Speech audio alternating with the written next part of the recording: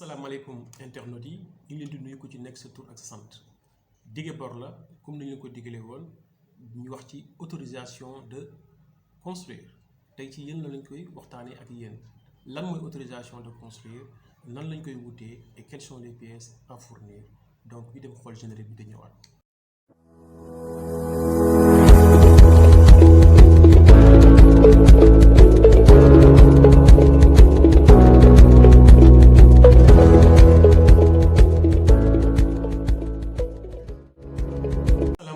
Salaamaaleykum mbokk internautes yi d'abord permettez-moi ma nuyu internautes yi baalu leen àq di nuyu di gërëm sama internautes yi nga xam ne ñu ngi may suivre boobu ba léegi di leen sargal vraiment ci kóllëre gi nga xam ne dox na suñu diggante ak ñoom di leen baalu àq di leen baal àq ci julli gi nga xam ne weesu nañ ko di sant yàlla ñi nga xam ne fekkewuñ ko yàlla na leen yàlla defal fa ñu nekk yàlla na leen fa ñu jóge yàlla na leen gënal fa ñu dem ñi nga xam ne caabi feet na leen ginnaaw yal na leen defal jàmm defal ko seen njaboot ba ñu mën gisee si jàmm ñi tawat nag yàlla fëgg seen bopp. Gannaaw loolu comme ni ñu ko waxee woon tey dañuy jublu ci li ñuy wax autorisation de construire autorisation de construire nag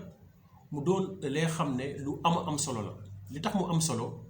mooy dina tax yow nga xam ne fii nga jënd am na sécurité. fii nga jënd pour tabax fi am na sécurité ndax boo defee demande ba pare dañ koy yóbbu étudier ko buñ ko étudier bu nekkee ne foofu am na sécurité dañ la koy jox donc autorisation de construire dafa am solo di ñaan ñëpp képp ki nga xam ne jënd nga terrain nga dem def autorisation nga demander autorisation de construire. Donc avant ñuy commencer dañ koy définir toute autorisation de construire ñu ne autorisation de construire doon na travaux neufs de construction kan moo koy laaj ak nan lañ koy laajee. pour nga laaj autorisation de construire mooy bu dee da nga bëgg a tabax bu bees bu nekkee da nga bëgg a tabax bu bees da ngay dem def demande d'autorisation de construire boo bëggee réaliser clôture bay xam ne dafay dépasser 2 mètres loolu dans ce cas dañ lay ñaan nga dem wuti autorisation de construire pour bu ëllëgee maire bi wala DSCOS du ñëw ne la kat arrêter sa liggéey. bu nekkee da nga bëgg a def modification extérieure de construction existante masalan tey jii nga am benn kër bee xam ne rez-de-chaussée la maanaam bu nekkee da nga ko bëgg a yëkkati R+1 wala R+2 da ngay laaj autorisation de construire ba léegi tamit bu nekkee da nga am benn kër gee xam ne 2 chambres la nga bëgg a def extension 3 chambres bëgg a samp ay piquet là dans ce cas da ngay dem duuti autorisation de construire bu nekkee da nga bëgg a def ay reprise de gros œuvres mooy travaux yu mag yi da ngay dem wuti autorisation de construire kon donc autorisation de construire warul rek ki nga xam ne particulier bi même sur le plan ñi nga am état maanaam dañ koy wut mooy des fois panneaux yi ngay gis ñu def ko maanaam yooyu maanaam bu wane na autorisation de construire am nañ ko. autorisation de construire boobu nag mbokk yi chaque 3 ans da nga ko war a renouveler masalan tey jii commencé woon nga tabax ren nga toog def fondement toog amoon nga autorisation de lotir mais yaa ngi tabax. boo demee ba fii 3 ans da nga ko war a renouveler chaque 3 ans da ngay renouveler autorisation de construire donc même bu liggéey bi parewul da ngay dem renouveler ko kon mbokk yi ñu jublu ci autorisation de construire yan document la ñuy fournir pour am autorisation de construire gannaaw bi nga xamee ne yow bi nga xamee lan mooy ban yan cas la ñu war a wut autorisation de construire moom la ñuy wax léegi lu ci mel ni booy tabax bu bees lu ci mel ni booy def clôture bu 2 mètres lu ci mel ni booy reprendre ay œuvres lu ci mel ni booy def ay modifications wala ngay surélever R+1 wala R+2 da ngay def autorisation de construire. Maintenant yan document la ñuy déposer pour nga déposer. da ngay bind premier document bi ngay jël mooy da ngay bind benn demande nga adressé ko maire bi nga nekk masalan tey jii bu nekkoon Tivaouane Peulh nga nekk wala boog ñàgg nga nekk da ngay bind une demande adressée au maire de Tivaouane Peulh d'accord wala boog maire de ñàgg exemple laa joxe rek mais maire bi nga xam ne moo nekk foofu moom ngay adressé sa demande ba mooy premier document bi ngay fournir mooy une demande adressée au maire benn bi mooy copie du titre de propriété. su ma nee copie du titre de propriété nekkul original bi nga koy jox mais da nga koy photocopier donc ñaari document nga ko demande copie titre mooy lan mooy moo xam délibération la moo xam bail bi la moo xam permis d'occuper la et cetera kon donc boobu ngay jël photocopier donc boole ko premier document bi muy bi nga demande maire bi. Troisième document bi mooy plan de délimitation du projet bu ñu waxee plan de délimitation du projet donc mooy plan bi gannaaw ba nga defee levée topographique yi ba pare am na benn plan bi nga xam ne mooy délimiter terrain yi ni wax sa terrain fii la yem 10 yi fii la yem 15 yi fii la yem boobu tamit da nga koy jël boole ko ci document pour demande bi kon donc ñetti document ngoo ñu ñëw ci 4e document bi mooy plan de construction bi plan de construction bi nag da nga koy photocopier 3 jeux maanaam 3 exemplaires nga koy photocopier lan mooy plan de délimitation autant pour moi plan de construction mooy plan bi nga xam ne yow maanaam architecte bi dala koy defal boobu ngay jël parce que architecte bu ko defaree day def façade bi defar lépp heureusement avec la technologie d'aujourd'hui on parle de plan 3D mooy di nga mën gis façade bi ci kaw et cetera ba sax léegi sax après avec les logiciels les architectes ont la possibilité dugg ba ci biir maanaam salle yi ba orné ko def ci ay salon def ci télévision lépp loolu architecte dañ koy def mais nag mbokk ñu xam ne plan un architecte moo koy defar xam naa sama mbokk maçon dañ ma mere des fois y a des góorgóorlu yi nga xam ne dañuy ñëw ne ma defaral la plan te bu ñu xam ne léegi da ngay gis yàggul dara am na ci côté xodd ba bâtiment ba fa daanu woon donc un architecte ni nga jàngee maçon kii jàng kii jàng informatique kii jàng lii kii jàng lee noonu la architecte bi demee jàngi woon am ay lijaasam kon donc liggéeyam xam na ko bu baax a baax mais Sénégal c'est dommage da ngay gis ñi nga xam ne dañ ne bàyyi ma dessiné la plan non dañ koy jàng je suis désolé mais dañ koy jàng jox leen ko ñi nga xam ne ñoo ko moom ñu bu ko defee parce que tabax dëkkuwaay du caaxaan sa njaboot ci la ñuy dëkk même sa njaboot bu ci dëkk ay borom bakkan ñoo ciy dëkk kon donc plan boobu mu bokk ci donc am nañu ma résumé ko am nañu une demande adressée au maire am nañu copie de titre propriété bi am nañu plan de délimitation bi am nañu plan de construction mooy bi ma wax léegi benn bi mooy fiche de renseignement sur le projet parce que tamit il faut tamit maanaam autorité administration am fiche de renseignement ci projet bi dëgg-dëgg il faut ñu am ci fiche de renseignement ci construction bi la nga ci bëgg a def et cetera loolu il faut ñu am ko benn document bi ñëw mooy devis descriptif maanaam yow ñaata ciment ngay utiliser ñaata fer ngay utiliser ñaata béton armé ngay utiliser loolu tamit il faut que def benn devis wane ne par exemple lii la ñaata tonne laa ciy defar ñaata fer ñaata mètre cube loolu da nga koy boole ci devis bi ak en plus ak plan de fosse septique bi malheureusement loolu amatul léegi boo gisee normalement ñi nga xam dañuy lotisser terrain na ma ko doon waxee encore une fois ñi nga xam dañuy lotisser di terrasser terrain dañoo war toujours di ci boole loolu maanaam canalisation yi mais gars yi duñ ko def léegi dañuy dagg rek génne rek ne la kaay borne rek ne la kaay ma jaay la mais dañ leen koy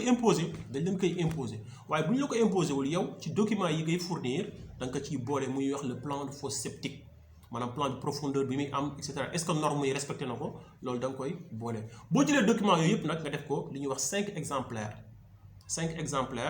plus taxe urbanisme moom mi ngi toll ci 1000 francs ba 5000 francs kooku receveur des impôts et domaines moo koy jël boo ko dippa moom moo ko moom donc bu ak timbre fiscal bu 1000 francs donc lii mooy document yi nga xam ne dañ koy déposer pour wut autorisation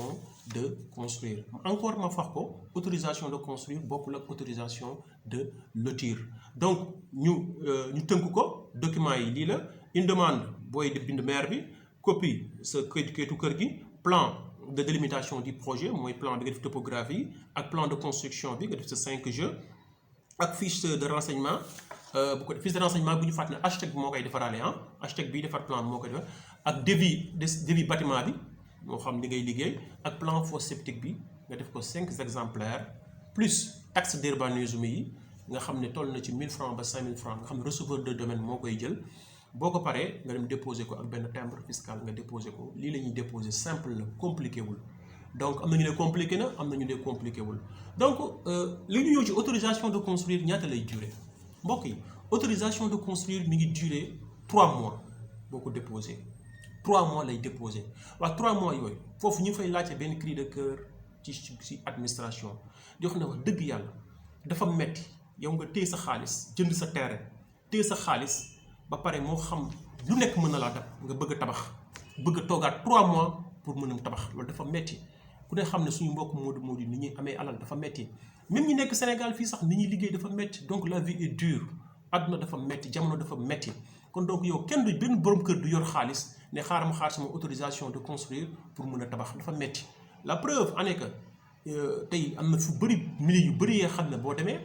tey ñu ngi tabax ba leen fëggee laaj leen seen autorisation de construire lu ñu lay wax mi ngi en cours déposé naa ko wala boog amaguma ko parce que xaar boobu day yàgg ci borom kër mënul cee ci xaalis ñi ngi saluer tamit yenn maires yi nga xam ne vraiment déjà buñ la defalee acte rek dañ naan la demal tabax yenn maires yi am na fi du ma lim kenn mais am na maires yi koy def yoo xam ne dañ naan la demal tabax wala boo dañ lay autoriser pour nga tabax en attendant ça say document génn donc loolu bu ñu ko mënoon am boo defee borom kër yi mën a tabax parce que ku nekk boo gisee soit tabax ñaar la nit ki day tabax pour investir louer ko wala moom mu tabax pour dëkkal ci njabootam donc nañ foofu ñu ngi lancé benn cri de cœur autorité yi ñu dimbali ñu si ñun ñëpp parce que ñun ñëpp dañuy bëgg di tabax ñu dimbali ci ñi nga xam ne ñi ngi investir bëgg di tabax yàlla dimbali ñu heureusement am na sur la plateforme comme que léegi la technologie dafa avancé am na lu ñuy wax Télédac nga xam ne mën nga fa déposer autorisation de construire ba nga bañ a jaar fenn Télédac ñun cabinet bi dañ koy defal ñu bëri ñi nga xam ne au lieu ngay jël document yooyu di ko yóbbu di ko dajale di ko photocopie di ko yóbbu bu dee am nga ordinateur am internet fi nga toog mu nga jël say document scanner ko ci dugg Télédac boo duggee Télédac bu dee xam nga procédure yi nga dugg postuler boo ko duggee bu dee document bu simple rek day am 28 jours lay am Télédac dans les normes 28 jours bu dee document bu simple bu nekkee jaar Télédac 28 jours lay am bu nekkee dafa jaar nag document bu compliqué 40 jours lay am Télédac ku ko xamul mën nga ñëw suñu cabinet bu ko defee ñun mën na la postuler boo ko comprendre donc mbir maa ngi autorisation de construire donc compliqué wul léegi nag bu nekkee nit ki dafa réeral autorisation de construire am dafay dem wuti certificat de perte bu ko wutee certificat de perte bu ko defee da koy déposer au niveau des impôts bu ko defee après ñu wutal ko beneen autorisation de construire kon donc mbokk yi autorisation de construire compliqué wul donc may ñaax ñëpp képp ki nga xam ne maanaam yaa ngi wax na nga koy waajal bu ko defee dem déposer ko au passage suñu cabinet da koy defal ñenn ñi parce que waxoon naa ko bokk na ci service yi nga xam ne ñi nga xam ne mënuñu ko def dañ leen koy defal mais nag ci kaw ñu defal ñu procuration donc boo mandaté nit pour mu defal da nga koy defal procuration bu ko defee moom mu dem déposer la ko donc yéen ku ci bëgg mën na ñëw ci cabinet bi ñu defal ñu procuration bu ko defee ñu dem déposer la ko dinañ la wax tarif yi ñaata la dem déposer la ko en plus maa ngi lancé waat di waxaale ne la cabinet bi en plus day def waxoon nañ ko fi service yu bëri boo bëggee jóge bàyyi délibération dem bàyyi bu nekkee da nga déposé woon mutation mu yéex a génn mën nañ la ko suivre bu nekkee da nga bëgg a déposer titre foncier mën nañ la ko toppatool bu nekkee da nga bëgg def autorisation de construire dañ la koy doxal dañuy def tamit waxoon nañ ko fi lii yëpp bu nekkee suivi de chantier da nga bëgg a tabax yaa ngi à l'extérieur bëgg ku la suivre sa chantier dañ koy def parce que on a des ingénieurs am na tamit ay architectes yoo xam ne yu agréés yoo xam ne dañ koy def levée topographique bu da nga ko soxla woo géomètre on a des géomètres donc di wax ne ñëpp maanaam MTM yéen la fi nekkal donc ku ci am question booy laaj mën nga ñu woo ça nous dérange pas muy guddi muy bëccëg yéen lañ fi nekkal di remercier vraiment di saluer seen kóolute encore une fois mënumaa dem te waxuma ko balaa ngeen jëndati da leen bàyyi ci xel ci autorisation de lotir yi autorisation de lotir bokk la ba léegi autorisation de construire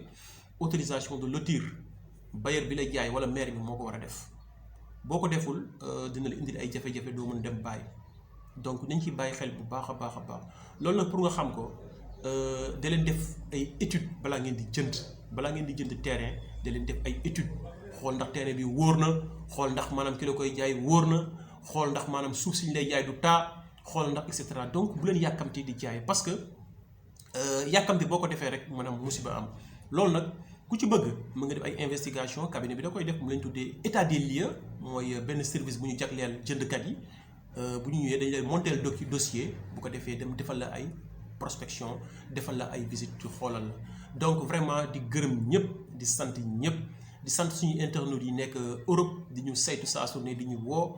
ñi di poser question ñi di ñu dénk seen i dossier donc prochaine vidéo bi nañ defal ay témoignages yi nga xam ne suñuy fidèles clients ñoo ñu ko envoyé ay témoignages yu am solo di gërëm ñëpp nag vraiment ku leen juum di wax encore une fois bul dem te like woo na nga bës si pouce bu ndaw bi nekk ci suuf balaa ngaa dem en plus nga abonné wu bu ko defee vidéo yi nga xam ne dina ñëw nga mën see jot di gërëm ñëpp mënuñu taal lépp li duuf yëpp xajul si cin li comme ni ñu koy waxee mënuñu étaler lépp donc ku ci bëgg information yu supplémentaire mën nga jege si cabinet bi bu ko defee ñu mën la leeral donc defe naa comme ni ñu ko waxee di tàggatoo fii rek beneen yoon di gërëm ñëpp suñu numéro mi ngi nii affiché wu ci suuf ku ñu soxla mën nga ñu woo pour ay services di ñu jërëjëfal bu baax di wax MTM autrement l'immobilier autrement